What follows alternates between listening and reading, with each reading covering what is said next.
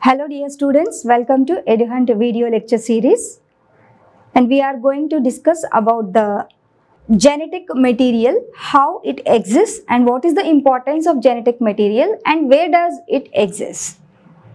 Let's move on to the topic, that is chromatin material. This is a part of DNA that is shown on the screen. I'll explain what is DNA and what is the structure and functions of DNA, chemical nature of DNA, and then where does it exist. In the previous session, we have discussed about the nucleus. Nucleus is like a brain. That is why it is called as a cell brain. It controls all the activities of the cell, all other organelles in the cell. How it controls? From where it gets the nature of control? Answer is, that is the genetic material present in our cell, in the nucleus. While explaining about the nucleus, we have discussed nuclear membrane, nucleoplasm, nucleolus and chromatin material. So the chromatin material is like thread and beads. Beads, string on beads, not in beads, string on beads. That means a string, a thread that is wrapped around the bead. ఒక పూస ఉంటే పూస చుట్టూ ఒక దారాన్ని కడితే ఎలా ఉంటుందో ఆ రకంగా క్రోమాటిన్ అనేది కాయిల్ అవుతూ వస్తుంది. ఇంతకీ క్రోమాటిన్ లో ఏముంటాయి? The chromatin basically consist of two main components. One is the DNA, that is called deoxyribonucleic acid, and second is protein. So these are the two main components that form the chromatin material. What are they?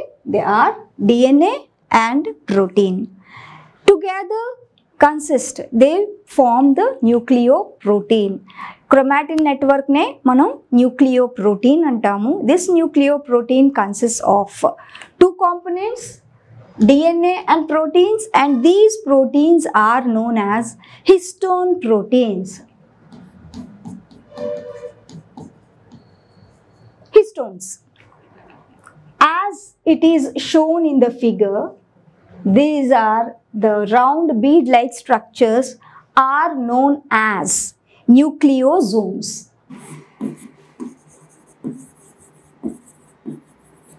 Nucleosome. What is meant by nucleosome? I have said nucleoprotein, DNA, chromatin and histone proteins. Then what is a nucleosome? Nucleosome is nothing but histone proteins that surrounded by DNA thread, DNA fibers or DNA strands. ఇక్కడ ఈ పిక్చర్లో మనం చూస్తే ఈ పిక్చర్లో this is the DNA. ఇందాక నేను ఒక మాలిక్యూల్ని చూపించాను కదా, rotating molecule. So this is DNA. DNAలో if you observe that these are the two strands. ఆ DNA స్ట్రక్చర్ని చూపిస్తే two strands. Yes, these are the two strands. ఈ స్ట్రక్చర్ నే 3D స్ట్రక్చర్ గా ఈ రకంగా చూపిస్తున్నాం మనం. అంటే they are not like ribbons that are coiled around each other. They are not like ribbons, but their appearance will be like that. It is the 3D structure of DNA and it is a 2D structure of DNA. So this DNA, that is called a gene. This DNA, చూడండి ఇక్కడ start అయింది ఇలా DNA. This DNA, it is not simply like a thread.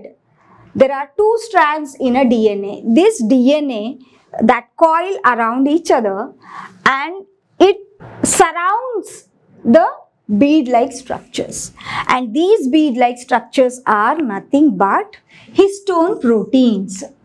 Histone protein la chuttu DNA చుట్టుకొని ఉంటుంది చుట్లుగా. ఒక histone protein, ఒక bead అనుకోండి, ఆ హిస్టోన్ ఒక హిస్టోన్ ప్రోటీన్ కాదు, ఇక్కడ సెవరల్ హిస్టోన్ ప్రోటీన్స్ ఉంటాయి, అవి చెప్తాను ఏమిటి అనేది.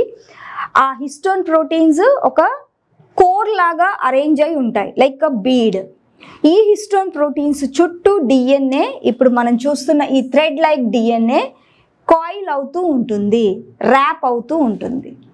This entire structure, that bead along with the string, is known as nucleosome. The bead which is surrounded by the string of DNA is known as nucleosome. These are the units of the chromatin network. ఎందుకు histones చుట్టూ DNA అలా చుట్టూ తిరిగి ఉంది అంటే, మనం డిఎన్ఏని unwind చేసి చూస్తే చాలా పెద్ద డిఎన్ఏ వస్తుంది. ఫర్ ఎగ్జాంపుల్, మనం ఒక కైట్ని ఎగరవేయాలనుకోండి. If we are thinking about the kites to fly, what we do? We just tie thread to the kite and we try to fly. ఈ థ్రెడ్ అనేది ఇలా ఒక నెట్వర్క్ లాగా, ఒక రెటిక్యులం లాగా పడేసి ఉంటుందా, ఒక బేస్కి చుట్టేసి ఉంటుందా? మాంజా అంటారు కదా, దానికి చుట్టి ఉంటుంది. దానికి చుట్టడం వల్ల ఇంత పెద్ద థ్రెడ్ అయింది. దాన్ని విప్పేసి చూడండి ఇంత వస్తుంది. సో ఇంత పెద్ద థ్రెడ్ అయినా సరే మనకి చేతిలో అమరిపోయేలాగా చిన్నగా ఎలా అయితే మనం చుట్టు చేసుకోగలిగేమో, అలాగే డిఎన్ఏ కూడా హిస్టోన్ ప్రోటీన్ల చుట్టుకొని న్యూక్లియోజోమ్స్ని ఫామ్ చేస్తుంది. ఈ న్యూక్లియోజోమ్స్ మళ్ళీ సోలెనాయిడ్ మోడల్ అంటాం. సోలెనాయిడ్ మోడల్ ప్రపోజ్డ్ బై కోరెన్బర్గ్. సోలెనాయిడ్ మోడల్ ప్రకారం ఈ హిస్టోన్ ప్రోటీన్స్ అన్నీ చూడండి, ఇక్కడ హిస్టోన్ ప్రోటీన్స్, ఇది న్యూక్లియోజోమ్స్. యాక్చువల్లీ న్యూక్లియోజోమ్స్ ఇది 1, 2, 3, 4 like that, number of nucleosomes that adjust among themselves and form a multi-folded structure. ఒకటి అంటే ఒక పూసల దండం తీసుకొని దాన్ని మళ్ళీ కాయిల్ చేసామనుకోండి. పూసల దండ అనేది థ్రెడ్, బీడ్స్ ఉన్నాయి. ఈ బీడెడ్ స్ట్రింగ్ని మళ్ళీ చుట్టితే అంత పెద్ద పూసల దండ కూడా ఇంత చిన్నగా అవుతుంది. మళ్ళీ దాన్ని కాయిల్ చేస్తే like that number of times it coils. దీన్ని కండెన్సేషన్ అంటాం. ఇలా డిఎన్ఏ హిస్టోన్ ప్రోటీన్లు చుట్టుకోవడాన్ని కండెన్సేషన్ అంటాం. ఇలా కండెన్స్ అవ్వడం వల్ల క్రోమోజోమ్స్ ఫామ్ అవుతాయి. క్రోమోజోమ్స్ ఎలా ఫామ్ అవుతాయి? ఇప్పుడు క్రోమోజోమ్స్లో ఏమున్నాయి? Chromosomes are made up of 2 components. ఇందాకే క్రోమాటిన్ అన్నాం కదా, క్రోమాటిన్ నెట్వర్కే క్రోమోజోమ్స్ ఫామ్లో ఉంటుంది. క్రోమాటిన్ నెట్వర్క్ ఎప్పుడు ఉంటుంది, క్రోమోజోమ్స్ ఎప్పుడు ఫామ్ అవుతాయంటే, క్రోమాటిన్ నెట్వర్క్ సెల్ డివైడ్ కానంత వరకు డిఎన్ఏ క్రోమాటిన్ నెట్వర్క్ ఫామ్లో ఉంటుంది. ఎప్పుడైతే సెల్స్ డివైడ్ అవ్వడానికి రెడీ అవుతాయో, సెల్స్ డివిజన్ ఫేజ్కి వెళ్తాయో, అప్పుడు డిఎన్ఏ అంతా ఈ చేంజెస్ని చూపించి క్రోమోజోమ్స్ని ఫామ్ చేస్తుంది. అంటే మన సెల్లో ఉండే డిఎన్ఏ 2 ఫామ్స్లో ఉంటుంది. ఒకటి అన్ఫోల్డెడ్ ఫాము, రెండోది ఫోల్డెడ్ ఫాము. అన్ఫోల్డెడ్ ఫామ్ ఎప్పుడు ఉంటుంది? ఇంటర్ఫేజ్లో ఉంటుంది, when the cells are not in division phase. మరి ఫోల్డెడ్ ఫామ్, దాన్నే కండెన్స్డ్ ఫామ్ ఆఫ్ డిఎన్ఏ అంటాం. కండెన్సేషన్ ఎప్పుడు జరుగుతుంది? When the cell enters the phase of division. Cell divide అవ్వడానికి రెడీ అయినప్పుడు. మరి సెల్ డివైడ్ అవ్వడానికి రెడీ అయ్యేటప్పుడు ఎందుకు క్రోమోజోమ్స్ ఫామ్ అవుతాయి? క్రోమోజోమ్స్ ఫామ్ అవ్వడం వల్ల పంచడం ఈజీ అవుతుంది. Division is nothing but sharing the genetic material. Genetic మెటీరియల్ని ఇప్పుడు ఒక పెద్ద థ్రెడ్ ఉంది, ఆ థ్రెడ్ని మనం సెపరేట్ చేయాలనుకోండి, థ్రెడ్ని 2 ముక్కలు చేయాలనుకోండి, ఇష్టం వచ్చినట్టు కట్ చేసేస్తే ఏమవుద్ది? నంబర్ ఆఫ్ ఫ్రాగ్మెంట్స్గా అయిపోతుంది. అలా కాకుండా first starting point, ending point తెలిసి చుడుతూ ఉండాలి. చుడుతూ ఉంటేనే అది ఒక స్ట్రక్చరల్ యూనిట్గా తయారవుతుంది.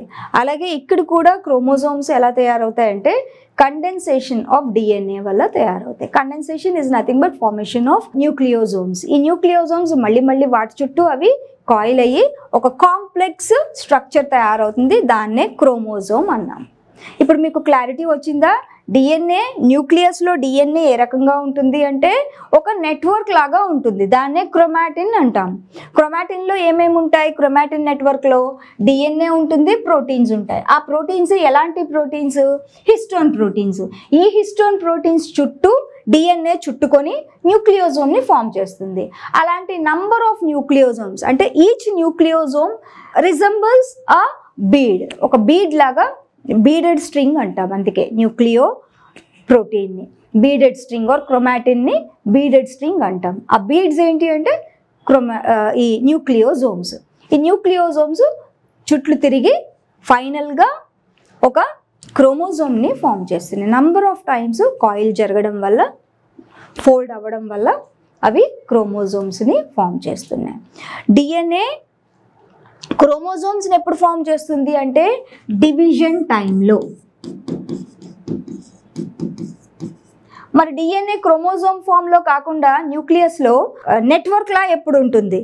When it is in interphase. ఇంటర్ఫేజ్లో నెట్వర్క్లా ఉంటుంది డిఎన్ఏ. డివిజన్ ఫేజ్లో డిఎన్ఏ అంతా చుట్టుకుపోయి క్రోమోజోమ్స్ లాగా కనబడుతుంది. క్రోమోజోమ్స్ లాగా డివిజన్ ఫేజ్లో కనబడుతుంది.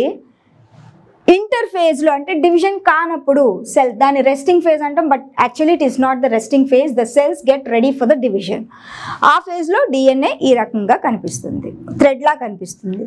థ్రెడ్లా ఎప్పుడు కనిపిస్తుంది? థ్రెడ్ ఆర్ నెట్వర్క్ లాగా, వలలాగా ఎప్పుడు కనిపిస్తుంది అంటే ఇంటర్ఫేజ్లో కనిపిస్తుంది.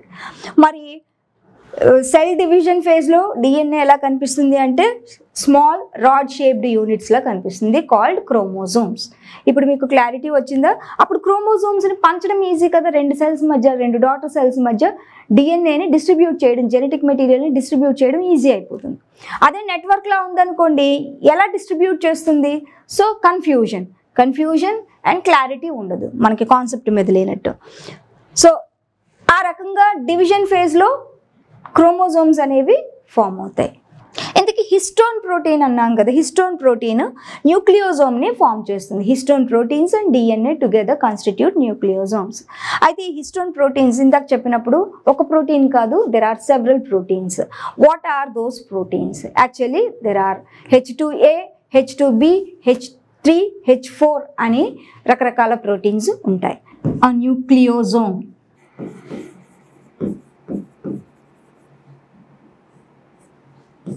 A nucleosome consists of histone proteins and DNA. This DNA coils around the histone proteins, and these histones are H2A, H2B, H3 and H4, and each protein exists twice. That means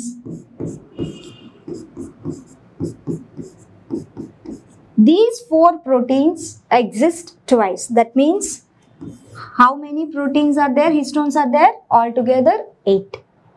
These 8 histone proteins form the histone octamer core. Octa ante 8, hexa అంటే 6, పెంటా అంటే 5, mono అంటే 1, die అంటే 2. అలా octamer core form చేస్తుంది. DNA histone proteins 8 ప్రోటీన్లు. H2A 2 ఉంటాయి, H2B 2 ఉంటాయి, H3 2 ఉంటాయి, H4 2 ఉంటాయి. అలా ఒక్కొక్క ప్రోటీన్ 2 సార్లు ఉంటుంది.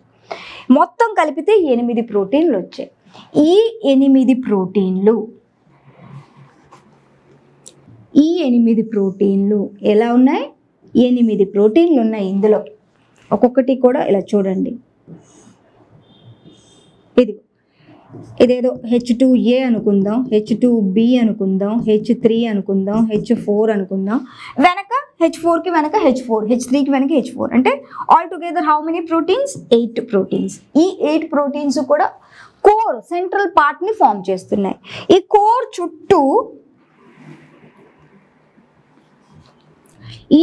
చుట్టూ డిఎన్ఏ డబుల్ స్టాండర్డ్ స్ట్రక్చర్ ఉంది కదా, అది ఇలాగా కాయిల్ అవుతుంది. ఈ ఆక్టామర్ కోర్ చుట్టూ ఇది ఒక బీడ్ లా ఉంది. జస్ట్ ఇమాజిన్, ఒక బీడ్ ఉంది, ఆ బీడ్ చుట్టూ DNA ఇలా చుట్టూ తిరిగింది, ఒక కంప్లీట్ రౌండ్ ఫామ్ చేసుకొని పక్క DNAకి పక్క న్యూక్లియోజోమ్కి వెళ్ళింది, పక్క హిస్టోన్స్కి వెళ్ళింది. వేస్తే డయాగ్రామ్ వేస్తే మనం ఎలా వేయాలంటే ఇది ఫస్ట్ హిస్టోన్, ఇది సెకండ్ హిస్టోన్, ఇది థర్డ్ హిస్టోన్ ఉన్నాయి. Histone octamer core. ఓకే, ఇది ఆక్టామర్, ఇది 1 first nucleosome, second nucleosome, third nucleosome. ఇప్పుడు హిస్టోన్లే ఆక్టామర్ కోర్గా అరేంజ్ అయి ఉన్నాయి. ఇంకా న్యూక్లియోజోమ్ అనలేదు, ఎందుకంటే DNA లేదు కదా, DNA కలిపితేనే న్యూక్లియోజోమ్ అవుతుంది. Now the DNA double stranded structure starts here, and now it wraps around the octamer core and passes, and once again it wraps around the second octamer core and runs towards the third octamer core, like that. ఇప్పుడు చూడండి, ఇలా తిరిగింది, ఇలా వచ్చింది, ఇలా తిరిగింది, ఇలా వచ్చింది, ఇలా తిరిగి వెళ్ళి అలా నంబర్ ఆఫ్ ఆక్టామర్ కోర్స్ చుట్టూ DNA దాన్ని కాయిల్ చేస్తూ వెళ్తుంది. ఇది nucleosome. What is this? This is nucleosome. ఈ న్యూక్లియోజోమ్ మరి మనం ఎప్పుడైనా సరే ఒక ముడి వెయ్యాలంటే, ఆ ముడి గట్టిగా ఉండాలంటే మనం ఏం చేస్తాం, ముందు ఒక వేలుని అడ్డు పెట్టి గట్టిగా ముడి వేస్తాం కదా. ఒక డబ్బా చుట్టూ, ఒక బాక్స్ చుట్టూ ఒక రోప్ని కట్టాలనుకోండి, జస్ట్ మనం ఫ్రీ హ్యాండ్తో కట్టేస్తే అది టైట్గా అవ్వదు. మనం ఏం చెయ్యాలి, ఒక చెయ్యిని ఇలా పెట్టి టైట్గా చేసి అప్పుడు మనం ముడి వేస్తాం కదా. అలా ఇది కూడా ఒక టైట్గా ఉండడం కోసం దీని పైన ఒక హిస్టోన్ ప్రోటీన్ ఉంటుంది, దట్ ఈజ్ H1.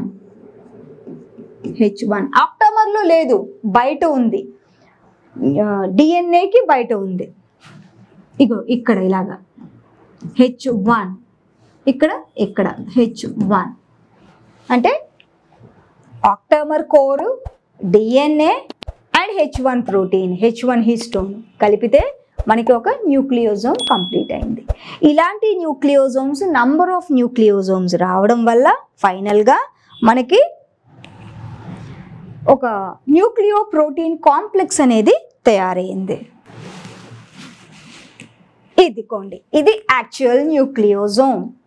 ఇక్కడ మీకు ఎలా కనిపిస్తున్నాయి, ఇది ఒక ప్రోటీన్, ఇది ఒక ప్రోటీన్, అలా 4 హిస్టోన్ ప్రోటీన్లు H2A, H2B, H3, H4 4 ఉన్నాయి. వాటి కింద ఇంకో H2A, H2B, H3, H4 4. So all together 8 octamer core అయింది. ఇది చూడండి, ఇక్కడ DNA కనిపిస్తుంది కదా, ఇది డబుల్ స్ట్రాండెడ్ DNA, ఇవాళ లూప్స్ లా కనిపిస్తున్నాయి. DNA లూప్స్ కనిపిస్తున్నాయి చూడండి, హెలిక్స్. ఈ DNA that is running around the histone octamer core and coming out. ఇది హిస్టోన్ ప్రోటీన్ చూడండి, ఇది histone H1 protein. H1 protein ఏంటి, స్టెబిలైజేషన్ కోసం అక్కడ అంటుకుంది. So this completely forms the nucleosome complex.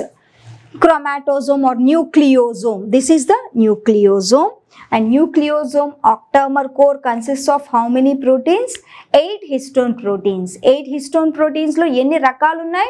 4 types unnai. One is H2A, H2B, H3, H4, and each protein is existing twice. That is why 8 proteins all together, they are forming the octamer core of the nucleosome. And then surrounding this octamer core, there is a strand of DNA that surrounds the octamer core, and outside the octamer core there is one histone protein called the H1 histone. Altogether it is constituting the nucleosome complex. Like this, there are number of nucleosomes that,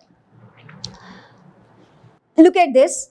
This is the DNA which is surrounding the bead-like structure, that is the octamer core of the nucleosome, and like that there are several nucleosomes present in the complex.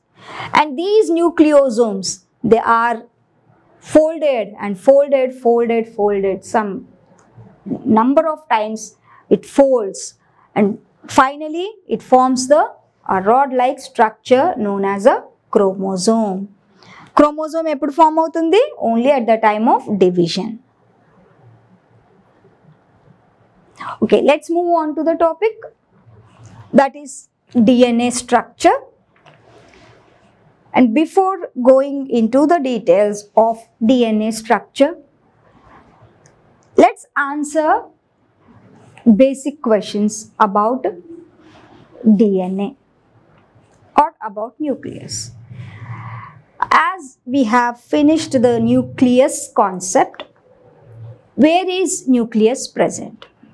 Yes, it is in the cell, no doubt. All the cells possess nucleus except human RBC at the maturation phase, and also in plants the phloem tubes, that is sieve tubes at maturity they lose their nucleus. So these are the two examples where nucleus is absent. But in any cell, if we see any cell, any living cell that possesses nucleus, definitely. Number of nuclei vary, and we have seen the structure of nucleus clearly. In the nucleus, there is a network structure called the chromatin. This chromatin consists of two components. As I said, that is DNA and proteins, and these proteins are known as histone proteins. This DNA and histone proteins, they constitute structural components of the genetic material known as nucleosomes. These nucleosomes that fold number of times, they coil around each other. They form finally a stable structure known as chromosome. Where do the chromosomes exist when they are formed? No doubt they exist in the nucleus. They are formed during the division. Why they are formed during division? That is the question. Because to share the genetic material between the daughter or among the daughter cells, this DNA is forming the chromosome-like structures, rod-like structures, only to share easily among the, to share the genetic material among the daughter cells. This is formed. Okay. And finally, one question is, what is a genetic material? Genetic material is nothing but a nucleic acid or DNA or RNA. Very rare case RNA exists as a as a genetic material. Genetic material anagane DNA gurtuku ravali. Very rare cases RNA acts as a genetic material. Example, a plant virus. A plant virus, that is TMV, tobacco mosaic virus, where RNA acts as the genetic material.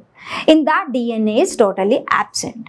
But in majority, 99.9% cases, DNA acts as the genetic material. What is this DNA? DNA is nothing but deoxyribonucleic acid. Genetic material means it is responsible for the transfer of characters or traits from parents to the offspring, from one generation to the next generation, from parents to the progeny.